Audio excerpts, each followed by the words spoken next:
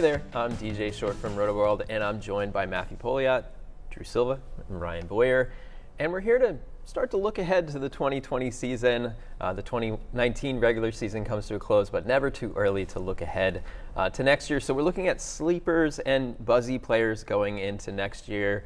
Drew, you have a few on the pitcher side. Yeah, when I think about sleepers for 2020, at least as we sit here on October 1st, because it's kind of hard to project too far into the future into next spring, I think about starting pitchers who didn't get a large workload, mostly due to injuries. And so the casual fantasy player is not going to look too far beyond the abbreviated amount of innings. So there's Mike Clevenger, only 126 innings pitched due to a back injury that cost him over 2 months, but a 2.71 ERA when healthy at 12.1 K per nine.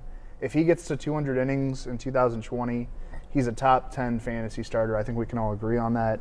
Tyler Glasnow missed almost 4 months with a forearm strain, but he had a 1.78 ERA and 76 strikeouts in 60-plus innings when healthy.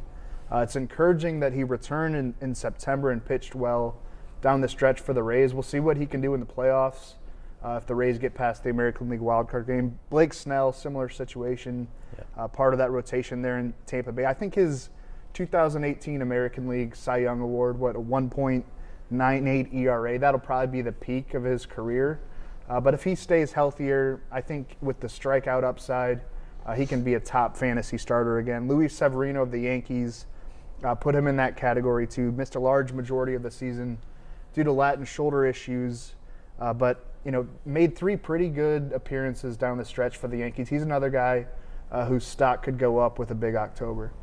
Yeah, Snell would be someone I'd be targeting in drafts this year, because even when he was struggling, he was still striking out a ton of batters. So I think he could be an excellent value. And the surgery he had is not a overly it was bone spurs, right? Yeah, just arthroscopic. Yeah, right. So no big deal there. I'm going to stay on the pitcher side. Dinelson Lamet with the Padres. This is someone I was excited about seeing making his return from Tommy John surgery this year. Actually didn't make his season debut with the Padres until July 4th, but made quite the impression. 4.07 ERA over 14 starts. That doesn't necessarily stand out, but had 105 strikeouts in 73 innings. That gives him the 6th highest strikeout percentage among pitchers with at least 70 innings pitched.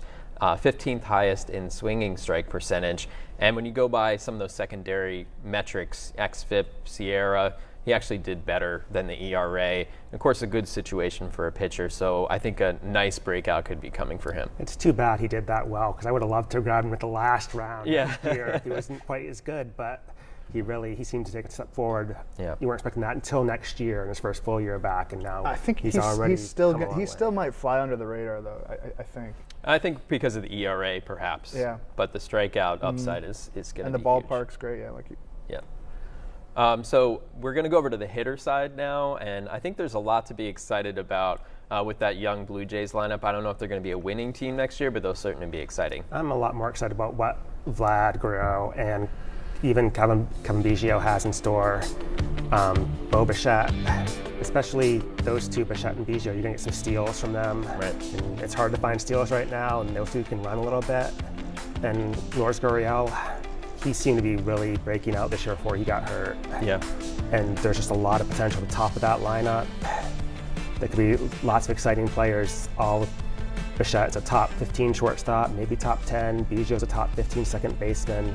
And I'm going to take Vlad 3rd round next year if I can. Get out in front on that breakout. Who's going to pitch for the Blue Jays? Yeah. That's not really important.